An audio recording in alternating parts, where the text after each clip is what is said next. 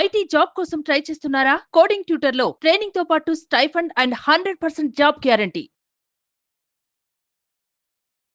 అసలు ఈవిడ old age home లో ఎలా ఎండప్ అయింది? కొడుకే వదిలేసి వెళ్ళిపోయాడు సార్. ఫ్రెండ్ ఇంట్లో ఉంటారని చెప్పేసి ఆమెతో నాకు ఇంకా అవసరం లేదన్నట్టు మాట్లాడుతున్నాడు సార్. ఎలా సార్ అది కన్న తల్లిని అబ్బాయి వదిలేస్తాడు సార్ చెప్పండి. ఇంకా 3 years నుంచి పాపం పొద్దున్న లెగడం, పాపం బట్టలన్నీ చదువుకోవడం, రెడీ అవ్వడం, కొడుకు వస్తాడని చెప్పి ఎదురు చూపులు చూడడం, పాపం ఆతురత చూస్తుంటే నాకు ఎంత బాధ అనిపిస్తుంది సార్. మీ అబ్బాయి మిమ్మల్ని ఎక్కడ వదిలేడు అని మీరు అనుకుంటున్నారు? వాళ్ళ ఫ్రెండ్ ఇంట్లో వదిలేడు సార్. మీరు ప్రస్తుతం ఉండేటటువంటి ప్లేస్ ఒక ఓల్డ్ ఏజ్ హోమ్. లేదు సార్, ఓల్డ్ ఏజ్ హోమ్ కాదు, మా అబ్బాయి వాళ్ళ ఫ్రెండ్ ఇల్లే.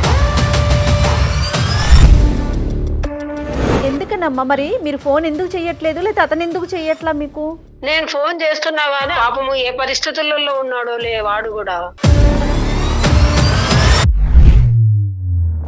రాజుగారు మీరు ఆ నెంబర్ మాకు ఒకసారి మెసేజ్ పంపిస్తారు. ఈ నెంబర్కి ఎవరో కాదు, మిమ్మల్ని కని పెంచినటువంటి మీ సొంత తల్లి. నాకు అమ్మ లేదు సార్. ఫ్రెండ్ హౌస్ అని చెప్పి ఒక వృద్ధాశ్రమంలో వదిలేసి వెళ్ళిపోయినటువంటి ఆ వ్యక్తి ఎవరు? మీకెందుకు ఇవన్నీ మరి మీరు ఎక్కడి నుంచి ఊడిపడ్డారు? సార్? నాకు వద్దు సార్ ఈ తలనొప్పులు, ఈ బాధ్యతలు. గడుగుడ్డు వద్దు కాదు. జర్మనీ వెళ్ళక ముందు వదిలేయలేకపోయావా మీ తల్లిని? ఆయన చనిపోయారు. ఎవరో ఆయన మీ నాన్న. నిన్ను తిట్టాలనిపించట్లేదు, కొట్టాలనిపిస్తుంది. కళ్యాణ్ గారు, మీరు ఒక మంచి పని ఏంటో చేశారు చెప్పనండి. ఆవిడమ్మ మీరు లైన్లో ఉండమాకండి, అతనితో మేమే మాట్లాడతామని. ఆ తల్లి వినిందంటే గుండె పగిలిపోయేదండి ఈ పాటికి. నువ్వు గ్రీన్ కార్డ్ కావాల్సినటువంటి ఒక అమ్మాయిని పెళ్లి చేసుకుని అక్కడే సెటిల్ అవుతానంటున్నావు. భార్య కావాలి, పిల్లలు కావాలి, మరి నీకు తల్లి వద్దా? బాబు ఎక్కడున్నా ఇన్ని రోజులు అమ్మని గురించి పట్టించుకోకుండా రోజు కల్లోకి వస్తున్నావురా. ఇన్ని రోజులు ఎక్కడున్నావు, ఈ అమ్మని గురించి పట్టించుకోకుండా పిచ్చిదాని లెక్క అయిపోయినారా నాయన. నమస్తే కళ్యాణ్ గారు. నమస్తే జయ గారు. కళ్యాణ్ గారు, రాజు అనే ఒక ఆయన మనకి మెయిల్ చేశారండి. నాకు అతను మెయిల్ చూసినాక ఈ రోజుల్లో ఇలాంటి వారు కూడా ఉన్నారా, ఉన్నందుకు చాలా సంతోషం, చాలా హ్యాపీగా అనిపించిందండి. ఒక మంచి విషయానికి, తనకు సంబంధం లేని ఒక విషయానికి సంబంధించి మన దాకా వచ్చాడు. అంటే సమాజంలో ప్రతిదీ కూడా మనం కళ్ళతో చూస్తాం. మాకెందుకు, మనకెందుకు అంటే ఒక మనిషి అక్కడ విలువెల్లాడుతున్నా కూడా వెళ్ళిపోతున్న రోజులు ఇవి. అవునండి. అలాంటిది సమాజంలో జరుగుతున్న ఒక చిన్న ఇన్సిడెంట్కి సంబంధించి తన రెస్పాన్సిబిలిటీగా తీసుకొని మన దాకా తీసుకొచ్చాడండి. ఒక వృద్ధాశ్రమం నుంచి అక్కడ జరిగిన ఇష్యూని మనతో డిస్కస్ చేయాలని అందమైన జీవితానికి మెయిల్ చేశాడండి రాజు అని ఆయన. కాల్ చేద్దామండి, ఒకసారి మాట్లాడదాము. ఆ విషయం ఏంటో మీకు కూడా క్లియర్గా అర్థమవుతుంది. తప్పకుండా మరి ఒకసారి కాల్ చేసేస్తానండి. తప్పకుండా మేడం. సతీష్ గారు నమస్తే అండి, నా పేరు జయ అండి. నేను సుమన్ టీవీ అందమైన జీవితం ప్రోగ్రాం నుంచి కాల్ చేస్తూ ఉన్నాను. నాతో పాటు డాక్టర్ కళ్యాణ్ చక్రవర్తి గారు కూడా ఉన్నారు. మీతో ఒక చిన్న విషయం మాట్లాడదామని కాల్ చేశామండి. Is it right time? ఒక్క నిమిషం అండి, డాక్టర్ గారు మాట్లాడతారు. బాబు సతీష్ నమస్తే నాన్న.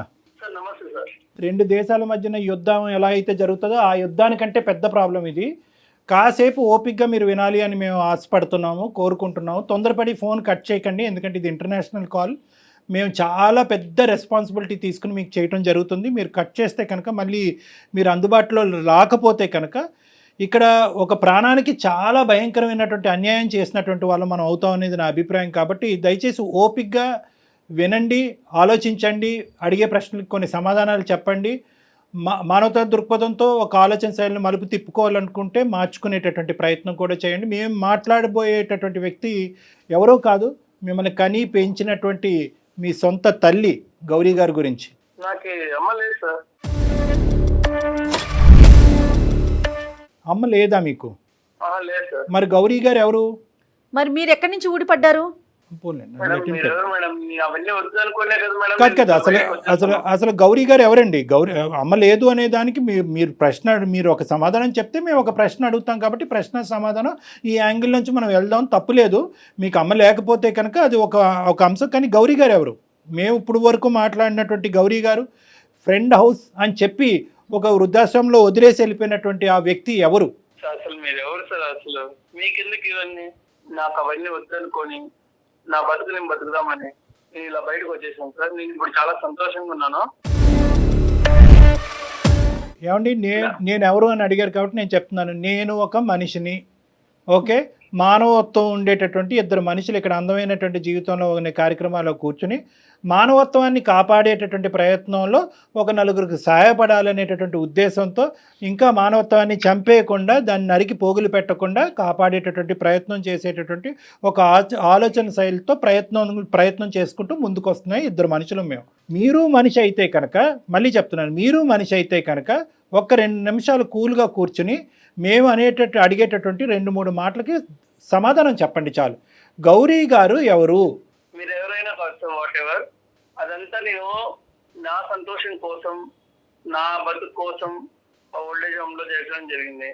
ఆవిడ బయటకు వచ్చాను, నా కష్టాలు నేను పడుతున్నాను, నా బతికేదో బతుకున్నాను. మంచిదే, అమ్మలేదనుకున్నాను. మీ బ్రతుకు మిమ్మల్ని బతకద్దని ఎవ్వడూ అనలేదు, మీ భవిష్యత్తును చూడొద్దని ఎవరు అనలేదు, మీ సుఖాలు మిమ్మల్ని అనుభవించొద్దని ఎవరు అనలేదు. వినండి, ఒక్క నిమిషం, ఇవన్నీ అనుభవించండి, ఈ సుఖాలన్నీ మీ భవిష్యత్తును నిలబెట్టుకోండి, 1కి 100 కోట్లు సంపాదించండి, దాని గురించి మేము అనట్లేదు. మీ తల్లి మీకు చేసిన అన్యాయం ఏంటి, పాపం ఏంటి? తల్లి నీకు ఏ విధంగా భారమైంది? సార్ నాకు వద్దు సార్ ఈ తలనొప్పులు, ఈ బాధ్యతలు. గడుగుడ్డు వద్దు కాదు, జర్మనీ వెళ్ళక ముందు వదిలేకపోయావా మీ తల్లిని? వద్దేంటయ్యా, వద్దు, నీ ఇష్టం ఏంటి? అసలు బంధాలను వద్దంటే కాదు కళ్యాణ్ గారు, అసలు ఆవిడే లేకపోతే తను ఎక్కడి నుంచి వచ్చాడండి? ఈ రోజు జర్మనీలో కూర్చొని ఎలా మాట్లాడగలుగుతున్నాడు? ఏ వయసు అప్పుడు మీ నాన్నగారు చనిపోయారు? ఏం మాట్లాడుతున్నారు మీరు సతీష్ గారు? చిన్నప్పుడే చనిపోయారు. చనిపోయిన తర్వాత ఎవరు చూసుకున్నారు? ఎవరు నిన్ను కాపాడారు? ఎవరు చదివించారు? ఎవరు నీకు గోరుముద్దలు తినిపించారు? ఎవరు నీ ఆలన పాలన చూసుకున్నారు? నీకేమైనా డిమెన్షియా, మెమరీ లాసా? అక్కడ ఇండియాకి వచ్చి ఇప్పుడు ఆమెతో ఉండి ఆమె సేవలు చేసుకుంటూ కూర్చోవాలా సార్? అరే రావద్దురా బాబు, నువ్వు ఇండియా రావద్దు. నిన్నెవడు రమ్మని చెప్పండి? నువ్వు ఇండియా రావద్దు. కానీ ఇక్కడ నీకు ఒక తల్లి అనేటటువంటి ఒక వ్యక్తి ఉంది కదా, ఆవిడ బాగోగులు చూసుకోవాల్సినటువంటి బాధ్యత నీకు ఉంది కదా. ఇంత స్వార్థం నేను ఎక్కడ చూడలేదు నాన్న. ఆవిడ ఒక ఆలన పాలన చూసుకోవాలా, ఆవిడ తిండి తింటుందా, ఆవిడ ఆరోగ్య పరిస్థితులు ఏంటి, ఆవిడ పరిస్థితి ఏంటో తెలిసే. లైన్లో రాజుగారు ఉన్నారు, అతను చెప్తాడు కావాలంటే ఎంత భయంకరంగా ఉందో ఆవిడ పరిస్థితి. ప్రతిరోజు అంటాకంటే నువ్వు వస్తావని చెప్పి విమానంలో ల్యాండ్ అవుతావు, ఆవిడ ఇంటి ముందు ల్యాండ్ అవుతావు అని చెప్పి పెట్టి బేడ సర్దుకుని విమానం ఎక్కించుకుని వెళ్తావని చెప్పి పిచ్చిది వెయిట్ చేస్తుందంట. ఆవిడ మానసిక పరిస్థితి ఎలా ఉందో, నీ తల్లి మానసిక పరిస్థితి నీకు అర్థమవుతుందా? నాకు ఆ బరువు బాధ్యతలు అవన్నీ నాకు వద్దు సార్. నాకు ఆ తలకాయనప్పుడు వద్దు. నేను ఇక్కడ మంచిగా సెటిల్ అవుదామని వచ్చాను. నేను ఇక్కడే మ్యారేజ్ చేసుకుని, ఇక్కడే అమ్మాయిని మ్యారేజ్ చేసుకుని, గ్రీన్ కార్డ్ తీసుకుని ఇక్కడ హ్యాపీగా ఉంటాను. నాకు ఆవిడ వద్దు సార్. వద్దు అని చెప్పడానికి కారణం ఏంటి సతీష్? నిన్ను తిట్టాలనిపించట్లేదు, కొట్టాలనిపిస్తుంది. నిజంగా నేను ఈరోజు నిజంగా ఎప్పుడు నేను ఈ మాట అనలేదు, కొట్టాలని అనిపిస్తుంది. అసలు అతను ఏం మాట్లాడుతున్నాడు? కాన్షియస్ లో ఉండి అసలు ఉన్నావా? మాట్లాడుతున్నాడా? పోనీ ఒక్క అంశం చెప్పు. మీ తల్లి గారి గురించి మొత్తం 21, 22 నువ్వు బీటెక్ చదివి కంప్లీట్ చేసి ఆమె జర్మనీ ఆవిడ ఆస్తులన్నీ అమ్మేసుకుని ఆ డబ్బులతో అక్కడ పారిపోయావు కదా, అప్పటి వరకు మీ తల్లి నీ జీవితంలో చేసినటువంటి ఒక్క ఆవగింజంత అన్యాయం, కష్టం, నష్టం ఏదన్నా ఉంటే నాకు చెప్పు. ఏం చేశారు సార్? కన్నారు, ఆయన చనిపోయారు.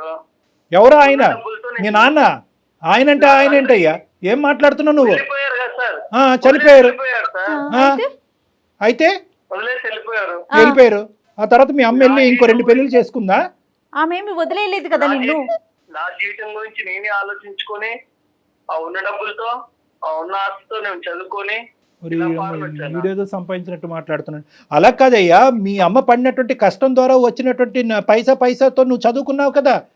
ఎందుకు నీ బ్యాక్గ్రౌండ్ ఎందుకు మర్చిపోతున్నావు? నీకేమైనా మెంటల్ ప్రాబ్లం ఉందా, డిమెన్షియా ఉందా, మరుపు ఉందా? ఎందుకంటే నార్మల్ స్థాయిలో ఉండేటటువంటి చదువుకున్నటువంటి చదువు అసలు ఆ సందర్భం, తల్లి కొడుకుల ప్రేమకి చదువు అనేటటువంటిది ఆ సందర్భం. కానీ నువ్వు చదువుకున్నావు, ఎంత బాధలు పడుతూ నిన్ను ఈ స్థాయి వరకు తీసుకొచ్చింది. ప్రతి అంశం చూసిన తర్వాత ఇంత నువ్వు కఠినంగా మాట్లాడుతున్నావు అంటే కనుక అసలు నీ మైండ్ ఉందా, పోయిందని నాకు డౌట్గా ఉంది. ఎందుకు నాన్న? ఇప్పుడు నువ్వు గ్రీన్ కార్డ్ కావాల్సినటువంటి ఒక అమ్మాయిని పెళ్లి చేసుకుని అక్కడే సెటిల్ అవుతాను అంటున్నావు అంటే గ్రీన్ కార్డ్ గురించే చేసుకుంటావా, లేదంటే ఒక బంధం గురించి చేసుకుంటావా? బంధాలు, ఈ బంధాలు వద్దు కానీ ఆ బంధాలు కావాలా నీకు? నీకు పెళ్లి కావాలి, భార్య కావాలి, పిల్లలు కావాలి, మరి నీకు తల్లి వద్దా? ఏ విధంగా నీ తల్లి బరువు అయింది? ఏ విధంగా నీ తల్లి నీకు అన్యాయం చేసింది నీ జీవితంలో? ఒక్క మాట నాకు చెప్పినన్నా. నిన్ను తిడితే కనుక ఫోన్ పెట్టేస్తావు అనే భయంతో ఇంకా తిట్టలేకపోతున్నాను. నువ్వు తిడితే కనుక నువ్వు ఫోన్ పెట్టేస్తావు. ఫోన్ పెట్టేస్తే కనుక నువ్వు నాకు దొరకవు. నాకు దొరకకపోతే ప్రపంచంలో ఎవరికి దొరకవు. ఆవిడ జీవితాంతం అలా పెట్టి సర్దుకుని మేకప్ వేసుకుని ఆవిడ చీర బొట్టు పెట్టుకుని అలా కూర్చుని నువ్వు వస్తావు వెయిట్ చేస్తావు, ఆవిడ పిచ్చిదైపోద్ది. కళ్యాణ్ గారు, మీరు ఒక మంచి పని ఏంటో చేశారు చెప్పనండి. ఆవిడ అమ్మ మీరు లైన్లో ఉండమాకండి, అతనితో మేమే మాట్లాడతామని. ఆ తల్లి వినిందంటే గుండె పగిలిపోయేదండి ఈ పాటికి. అతను మాట్లాడే మాటలకి రాజుగారు అప్పుడప్పుడు ఇతను మేము మాట్లాడితే ఇతను నమ్మట్లేదు. ఒక్కసారి మీ వర్డ్స్లో ఆవిడ ఆవిడ ఎలా ఉన్నారు? ఎంత భయంకరమైనటువంటి ఏమండి ఒక్క నిమిషం సతీష్ గారు, రాజు గారు ఒక ఎన్జిఓ ఆర్గనైజేషన్ నుంచి వచ్చినటువంటి ఒక పెద్ద మనిషి, ఒక మానవతా దృక్పథం ఉండేటటువంటి ఒక సంఘ సేవకుడు. అతను ఏంటంటే ఆ వృద్ధాశ్రమంలో చాలా మందిని చూశాడు, కానీ అందరికంటే భయంకరమైనటువంటి పొజిషన్ ఈవిడ చూసి ఇతను మనసు ఇది బాధ కలిగి అతను ఏం చేశారంటే మీకు ఫోన్ కలిపాడు. మీరు ఏం చేశారు? 2 సార్లు ఫోన్ కట్ చేశారు. యాజ్ యూజువల్ మీకు అలవాటే కదా ఫోన్లు కట్ చేయడం. కట్ చేసి 3ఓసారి ఎత్తి ఆవిడ నథింగ్ డూయింగ్ అని చెప్పి ఫోన్ మళ్ళీ పెట్టేశారు. ఆవిడ ఎవరో నాకు సంబంధం లేదని పెడతారు. అయినా కానీ ఆ మనిషి అక్కడ వదలలేదు. ఆ మనిషి అక్కడ వదలకుండా ఏం చేశాడంటే కనుక అది మానవత్వం అంటే అండి, అది మనస్తత్వం అంటే, అది ప్రేమ అంటే. లేకపోయినా ఏ సంబంధం లేకుండా ఒక సంబంధాన్ని క్రియేట్ చేసుకున్నారు. మీరేమో వచ్చి ఉండేటటువంటి ఒక తల్లి కొడుకుల బంధాన్ని కాలుకేసి తొక్కేసుకుని ఆయన అప్పుడు పోయాడు కదండి, ఆయన అక్కడ పోయాడు అని చెప్పి చనిపోయినటువంటి మీ తండ్రిని కూడా అవమానించేటటువంటి మానసిక పరిస్థితిలో మీరు ఉన్నారు. ఒక్కసారి అతనితో మాట్లాడండి. మీ అమ్మగారి యొక్క మానసిక, ఇప్పుడు మీ అమ్మగారితో మాట్లాడితే ఎంత విచిత్రమైన పరిస్థితితో తెలుసా? ఏమండి మా అబ్బాయి గురించి అలా మాట్లాడుతున్నారు అందరూ అసహ్యంగా? ఇది తప్పండి. మా అబ్బాయి గురించి ఎవరు అలా మాట్లాడకండి. ఈరోజు కాకపోయినా రేపొద్దున మా అబ్బాయి వచ్చి నన్ను పట్టుకెళ్తాడండి. నేను ఇప్పటికీ కూడా మా అబ్బాయి స్నేహితుడి ఇంట్లో ఉన్నానండి, వృద్ధాశ్రమంలో లేనండి, ఓల్డేజ్ హోమ్లో లేనండి అని చెప్పి ఆవిడ వాదన వినిపిస్తుంది నిన్ను సపోర్ట్ చేసుకుంటూ. ఆవిడ నీ మీద ఉండేటటువంటి ప్రేమ నీకు 1000వ వంతు కూడా లేదు. 1000వ వంతు, 100వ వంతు కూడా, 1000వ వంతు కూడా లేదు. ఏం పుట్టుకయ్యా, ఏం జీవితం ఇది? చదివేసి సుఖాలు అనుభవించి మేడలు కట్టేస్తే సరిపోద్దా? తల్లి ప్రేమను కాలుతో తొక్కేస్తావా? ఒకసారి రాజుగారు మాట్లాడతారు, విను. సతీష్ గారు, ఎందుకండి నాకు ఫోన్ చేసి సార్కి డిస్టర్బ్ చేస్తున్నారు? ఎందుకంటే ఏంటండి పాప ఆమె తల్లి మీ కన్న తల్లే కదా సార్. మీకు ఇప్పుడు ఆమె యొక్క జన్మ ఇచ్చి మీకు అది ఇచ్చి అన్ని పంపిస్తుంటే మీరు ఫోన్ చేస్తుంటే ఫోన్ కట్ చేసుకుంటా పాప ఆమె ఎంత ఆవేదన పడుతుందో తెలుస్తుందా? నాకు ఇవన్నీ చెప్పకండి సార్. ఏం చెప్పొద్దు కదండి. ఆమె బాధ నాకు ఎంత, మా తల్లి అనుకుని మా దగ్గర పెట్టుకొని చూసుకొని పాప ఆమె సమస్య పరిష్కారం చేద్దామని నేను వచ్చి పాప ఆమె దగ్గర 15 రోజుల దగ్గర నేనే పెట్టుకుని ఫోన్ చేసి కట్ చేస్తారు పాప. ఆమె ఇంకా మీకోసం ఎదురు చూస్తూనే ఉంది సార్. మీరు ఏం సార్ అలా మాట్లాడతారు? మీరు ఆమె పంపిస్తేనే కదా సార్ మీరు వెళ్ళింది అక్కడికి. కష్టపడి ఆమె పాపం ఆస్తులన్నీ అమ్ముకొని డబ్బులు ఉంటే మీకు పంపించాడు. ఎందుకు మీ జీవితం బాగుండాలనే కదా ఆమె ఆశ. మీరేం ఇలా మాట్లాడతారు? అవసరం లేనట్టు మాట్లాడతారు ఏంటండి, చెప్పండి సార్. అవి తెచ్చుకొని నేను ఇక్కడైతే పెట్టుకోలేను. సతీష్, నేను ఒకటే మాట చెప్తున్నాను. ఇక్కడ వృద్ధాశ్రమంలో పెట్టేటటువంటి పిల్లలు ఎక్కడో ఓల్డేజ్ హోమ్స్లో, మంచి పాష్ ఓల్డేజ్ హోమ్స్ ఉన్నాయి, చాలా ప్రైవేట్ ఓల్డేజ్ హోమ్స్ ఉన్నాయి. అమెరికాలోని ఇలాంటి దేశాల్లో ఉండేటటువంటి చాలామంది, వేరే విదేశాల్లో ఉండేటటువంటి చాలామంది పిల్లలు అక్కడ పెడుతున్నారు. వాళ్ళకి కావాల్సినటువంటి అవసరాలు కల్పిస్తున్నారు, సదుపాయాలు కల్పిస్తున్నారు, మెడికల్ ఇన్సూరెన్స్లు కడుతున్నారు, మెడికల్ ఫెసిలిటీస్ అవైలబుల్ చేస్తున్నారు. సో వాళ్ళందరినీ మనం అవమానించట్లేదు. ఇక్కడ మేము చెప్పేది ఏంటంటే మీ అమ్మను పట్టుకెళ్తారా లేదా అనేటటువంటి అంశం గురించి మేము ఇక్కడ మాట్లాడట్లేదు. మీ అమ్మగారు ఎక్కడైతే ఉన్నారో అక్కడ సుఖంగానే ఉండటానికి రకరకాల మార్గాలు ఉన్నాయి. ఒక ఫోన్ కాల్ సరిపోద్ది. అమ్మ అన్నం తిన్నావా, పడుకున్నావా, నిద్ర పడుతున్నావా, టైంకి మందులు వేసుకుంటున్నావా, చాలదా? ఇప్పుడు ఏదో నిన్ను తీసుకెళ్ళి నీ భుజస్కంధాల మీద పెట్టుకుని మోయవలసినటువంటి తల్లి ప్రేమ అనేటటువంటిది ఏదో ఉంటుందో, తల్లి కొడుకుల మధ్యన ప్రేమ, అది ఇచ్చి పుచ్చుకోమంటున్నావు. అయ్యా బాబు, నువ్వు ఎక్కడ దొరికావు మాకు? దానికి బరువు ఏంటి? మీ అమ్మ ఏదో ఆటోమేటిక్గా అక్కడి నుంచి వచ్చి ఒక సముద్రంలోంచి వచ్చేసో లేదంటే విమానం నుంచి వచ్చేసో నీ పక్కనకు వచ్చి ఉంటాను అనే అంత ఫీల్ అవుతున్నావు ఏంటి? నువ్వు నాకు అర్థం కావట్లేదు. 3 ఏళ్ళు అయింది కదా, మీకు అమ్మని చూడాలని అనిపించట్లేదా? చూడటం పక్కన పెట్టండి మేడం, ఫోన్ ఎత్తే చాలు. కనీసం మాట్లాడాలని కానీ చూడాలని కానీ. డాక్టర్గా నా దిక్కు తోచినటువంటి పరిస్థితి. ఎందుకంటే నిన్ను తిట్టలేను, కొట్టలేను, ఎందుకంటే ఎదురుగుంటా లేవు, ఎక్కడో దేశాల్లో ఉన్నావు. కొడితే తిట్టే నీకు కోపం వస్తుంది, నువ్వు ఫోన్ కట్ చేస్తావు. ఫోన్ కట్ చేస్తే కనుక ఎవరు బాధితులు? మేం కాదు బాధితులు, ఆవిడ బాధితురాలు. నేను ఇప్పటికీ కూడా ఒకే పాయింట్ నాకు అర్థం, నీ మీద కోపం వస్తుంది, నువ్వు ఎక్కడి నుంచి ఊడిపడ్డావు, నువ్వు ఎవరికన్నారు, తల్లిని అలా మాట్లాడతావేంటి, తండ్రిని అలా మాట్లాడతావేంటి అని ఇలా రకరకాలు అన్నా కూడా ఏదో ఒక కలత నీ మనసు లోపల ఉంది అనేది నాకు అనిపిస్తుంది. ఏం జరుగుతుంది ఇక్కడ సతీష్? నీ మనసు మార్చడానికి నేను ఎటువంటి ప్రయత్నం చేయాలి? జర్మనీ రమ్మంటావా? వస్తా. ఏం సతీష్ చెప్పు నాన్న, ఏంటి అసలు నీ మనసులో ఏంటి? చిన్నప్పటి నుంచి నువ్వు ఎదిగినటువంటి విధానం, పద్ధతులు అవి చెప్పు, ఏమైంది? నాకు ఏం చేయాలో అర్థం కావట్లేదు సార్. చిన్నప్పటి నుంచి అన్ని బాధలు, అన్ని కష్టాలు, ఏం చేయాలన్నా ఎవరు సపోర్ట్ ఉండేటోళ్ళు కాదు. కానీ అమ్మాయి కదా నాన్న నీ గురించి కష్టపడింది, మరి అమ్మనే ఇప్పుడు నో అంటున్నావు ఏంటి? నాకు అర్థం కావట్లేదు ఈ డైలమా. ఆవిడని చూస్తే నాకు బాధ వేస్తుంది సార్. అమ్మని చూస్తే నీకు బాధగా ఉందా? నేను చాలా కష్టాల్లో పుట్టి పెరిగాను సార్ నేను. అవును అవును, అమ్మ నువ్వు ఇద్దరు అన్ని నాకు నేనే చూసుకున్నాను. అమ్మని ఏమన్నా అడిగినా అమ్మ దగ్గర ఏమి ఉండేది కాదు. కాలేజ్ ఫీజు అవి మాత్రం అటు ఇటు అడ్జస్ట్ చేసేది, కానీ చాలా కష్టపడేది సార్. కానీ ఇప్పుడు నువ్వు అంటే నాకు ఇదంతా అర్థం అవుతుందని, కానీ ఇప్పుడు అమ్మ మొహం చూస్తే ఎందుకు నువ్వు అంత ఇది ధిక్కరిస్తున్నావు? ఎందుకు అమ్మ మొహం చూడకూడదు అనుకుంటున్నావు? అమ్మ మాట వినకూడదు అనుకుంటున్నావు? అమ్మ మొహం చూస్తే నేను ఉండలేను సార్. ఆ జ్ఞాపకాలన్నీ మొత్తం నా కళ్ళ ముందే ఉంటాయి సార్. నేను దాన్ని ఏ పని చేయలేకపోతాను. ఉంటే అమ్మని చూస్తే అవన్నీ గుర్తొస్తున్నాయి కాబట్టి ఆ పాత జ్ఞాపకాలు మూసేయటానికి ఏకైక మార్గాన్ని నువ్వు ఎంచుకున్న మార్గం ఏంటంటే తల్లే లేదు అని అనుకోవటం, అంతేనా? అంతే సార్ లాస్ట్ కి నేను మోయలేను సార్, నేను ఆ బంధు పనులు మోయలేను అవ్వాలి. ఏం లాజిక్ రా దేవుడా. చిన్నప్పటి నుంచి పడ్డది చాలు సార్. నువ్వు పడిన బాధ గురించి బాధపడ్డారా సతీష్? మీతో పాటు అమ్మ బాధపడలేదా? నాకెందుకు ఈ బాధ్యతని మిమ్మల్ని ఎక్కడైనా వదిలించేసుకున్నారా? కానీ నువ్వు చెప్పే లాజిక్ ఒక్కసారి మ్యాచ్ అవుతుందా? అది మ్యాచ్ అంటే అతనికి అది లాజికల్ గా అనిపిస్తుంది. అంటే అతను ఏంటంటే నన్ను at the end of the day నువ్వు ఎంత ఏడ్చి ఎంత జుట్టు పీక్కుని బాధ పెట్టుకుని బట్టలు చింపుకుని ఏడ్చినా కూడా at the end of the day మేము దీనికి పెట్టేటటువంటి పదం స్వార్థం. ఆ స్వార్థం అనేటటువంటిది చిన్న పదం అనుకుంటే కనుక ఇంకా పెద్ద పదం వాడండి డాక్టర్ గారు అని ప్రేక్షకులు ఎవరన్నా కోరుకుంటే నేనైతే మాత్రం నీకు నచ్చినా నచ్చకపోయినా దాన్ని రాక్షసత్వం అంటాను. రాక్షసుల యొక్క తల్లిదండ్రులను కూడా వాళ్ళు ప్రేమిస్తారేమో, ఇంత ఘోరంగా ఎవరు మాట్లాడరు నాన్న. నీ లాజిక్ ఏంటంటే సార్ చిన్నప్పటి నుంచి నేను అనుభవించాను, ఆ 20-21 ఇయర్స్ పాటు నాకు కావాల్సినవన్నీ తిన్నాను, నాకు కావాల్సినటువంటి సుఖాలన్నీ అనుభవించాను, నేను ఇవే మాటలు మాట్లాడతాను నాన్న. ఎందుకంటే కనుక మీ అమ్మ కష్టాన్ని నువ్వు ఇక్కడ ఒక రికగ్నైజ్ చేయకుండా మీ అమ్మ పడినటువంటి కష్టాన్ని అంతా కూడా స్వార్థపూరితంగా వాడేసుకుని నీ తిండికి నీ తిప్పలకి అన్నిటికీ వాడేసుకుని, చదువుకు వాడేసుకుని, అమెరికా వెళ్ళటానికి జర్మనీ వెళ్ళటానికి వాడేసుకుని, ఈరోజు నాకు ఆ పీడకలు ఉన్నాయి, ఆ భయంకరమైనటువంటి జ్ఞాపకాలన్నీ ఉన్నాయి, ఈ జ్ఞాపకాలన్నీ కూడా జీవితాంతం నేను స్మరిస్తూ ఉండలేను, మా అమ్మని చూస్తే ఆ జ్ఞాపకాలు ఇంకా ఎక్కువైపోతాయి, కాబట్టి ఈ జ్ఞాపకాలు ఈ మెమరీస్ నా పాస్ట్ చైల్డ్హుడ్ మెమరీస్ నేను ఫేడ్ అవుట్ చేయాలి అంటే మా అమ్మకు ఒక దండం పెడుతున్నానంటే ఇదేం న్యాయం నాన్న? డాక్టర్ గారు అలా గుర్తొస్తా ఉంటుందండి. లేదు సార్, అదే అంటున్నాడు అమ్మకి అసలు ఉండదు. అమ్మ బాగుండాలంటే ఒక పని పూజ చేయాలి. చేయాలమ్మా, ఆవిడ పాదాబంధనం చేసుకుని పూజ చేయాలి. నువ్వు ఒక డిప్రెషన్ లో ఉన్నావు, నీకంటూ ఒక భయంకరమైనటువంటి ఒక మానసిక వేదన, ఒక డిప్రెషన్ చిన్నప్పటి నుంచి బహుశా ఏంటంటే ఆ బాల్యం పోయిందని అనుకుంటున్నావు, తండ్రి లేక నానా అవస్థలన్నీ నేను పడ్డాను కష్టాలని చెప్పి ఈ రోజు మీ అమ్మగారికి గుడ్ బై చెప్తున్నా. కానీ ఒక్కసారి ఆ తల్లి యొక్క వేదన నువ్వు విను, నువ్వు ఇలా మాట్లాడితే కనుక నేను ఈ కుర్చీ నుంచి లేచి వెళ్ళిపోతా. రాజుగారు చెప్పండి సార్. గౌరమ్మ గారికి ఒకసారి ఫోన్ ఇవ్వండి, సతీష్ గౌరమ్మ గారు మాట్లాడుకుంటారు, తల్లి కొడుకులు ఇద్దరు మాట్లాడుకుంటారు. బాబు అమ్మ చెప్తే ఎలా ఉన్నావు? ఎక్కడున్నా ఇన్ని రోజులు అమ్మని గురించి పట్టించుకోకుండా రోజు కల్లో కొడుతున్నావురా.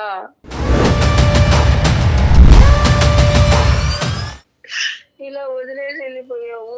ఎలా ఉండాలి నేను ఒక్కదాన్ని? పిచ్చిదాని లెక్క అయిపోయి రోజు నీ కోసం ఎదురు చూస్తూ ఉన్నాను.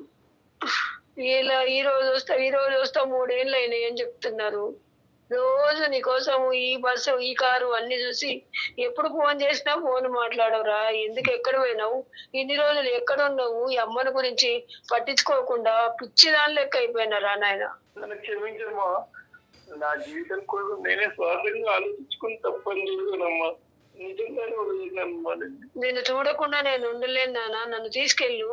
గౌరమ్మ గారు, మీ అబ్బాయి చాలా పని ఒత్తిడిలో ఉన్నాడు. ఓకే, ఆ పని ఒత్తిడిలో ఉండటం వల్ల సరైనటువంటి సమయం సందర్భం చూసుకుని ఇండియా రాలేనటువంటి పరిస్థితిలో ఉన్నాడు. మీ అందరం ఏంటంటే మీ అబ్బాయి మంచోడు కాదనో, నిన్ను ఒంటరిదాన్ని చేశాడు, నిన్ను అనాథం చేశాడని చెప్పి మేమే ఇంకొక పిచ్చాభిప్రాయానికి వచ్చాము. మా అభిప్రాయంలోనే తప్పు ఉంది, మీ ప్రేమే గెలిచింది. మీరు అనుకున్నట్టుగానే మీ అబ్బాయి పెర్ఫెక్ట్, మీకు తగినటువంటి కొడుకు మీ అబ్బాయి.